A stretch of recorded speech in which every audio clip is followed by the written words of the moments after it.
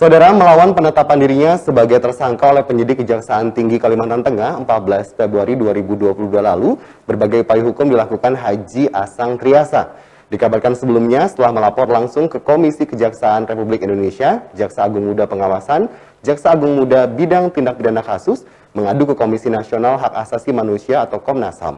Kemudian meminta perlindungan hukum kepada Lembaga Perlindungan Saksi dan Korban Republik Indonesia atau LPSK RI. Dan bahkan permohonan pra-peradilan pun mulai digelar di Pengadilan Negeri Palangkaraya. Haji Asang Triasa didampingi penasihat hukumnya, Sukarlan Fahri Dumas SH, dari kantor advokat R&N Partner Law Firm, pada Rabu 16 Maret kemarin menyerahkan laporan langsung kepada Presiden Joko Widodo yang diterima oleh Kementerian Sekretariat Negara.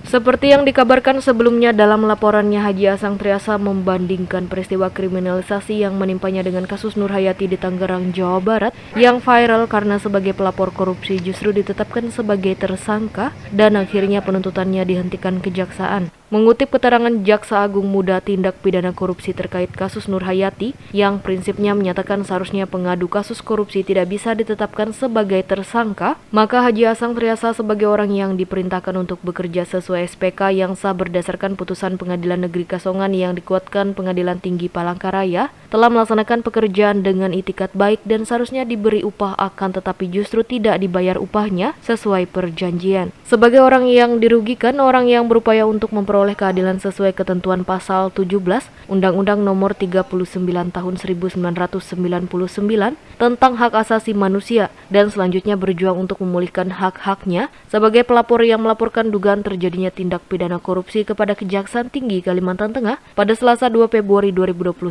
silam justru ditetapkan sebagai tersangka. Padahal berdasarkan Undang-Undang Republik Indonesia Nomor 13 Tahun 2006 tentang perlindungan saksi dan korban sebagaimana dirubah terakhir dengan Undang-Undang Republik Indonesia Nomor 31 Tahun 2014 tentang perubahan Undang-Undang Nomor 13 Tahun 2006 Pasal 10 Ayat 1 menegaskan saksi, korban, saksi pelaku, dan atau pelapor tidak dapat dituntut secara hukum, baik pidana maupun perdata, atas kesaksian dan atau laporan yang akan, sedang, atau telah diberikannya, kecuali kesaksian atau laporan tersebut diberikan tidak dengan itikat baik. Dan pasal 10 ayat 2 berbunyi, dalam hal terdapat tuntutan hukum terhadap saksi, korban, saksi pelaku, dan atau pelapor atas kesaksian dan atau laporan yang akan, sedang, atau telah diberikan, tuntutan hukum tersebut wajib ditunda hingga kasus yang ia laporkan atau ia berikan kesaksian telah diputus oleh pengadilan dan memperoleh kekuatan hukum tetap. Penetapan status tersangka terhadap dirinya menurut Haji Asang Triasa sangat melukai rasa keadilan.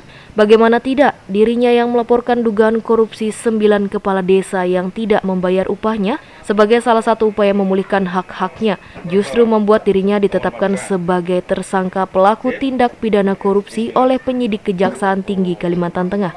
Padahal berdasarkan putusan Pengadilan Negeri Kasongan yang dikuatkan dengan Pengadilan Tinggi Palangkaraya, 9 kepala desa terbukti melakukan wan prestasi atau ingkar janji terhadap dirinya. Kita habis ngantar surat laporan Bapak Presiden terkait dengan dugaan kriminalisasi yang telah dilakukan oleh Kejaksaan Tinggi Kalimantan Tengah. Dalam hal ini kita juga akan mengantar surat kepada Menko Polhukam, juga ke Komisi 3 di DPR RI. Dan besok pagi kita antar suratnya. Ya. Harapannya apa, Pak? Harapan kita semoga cepat ditindaklanjuti, ya, karena kita dalam hal ini memperjuangkan keadilan. Reporter Dayak TV Edi Ruswandi dari kantor Kementerian Sekretariat Negara Republik Indonesia, Jakarta melaporkan.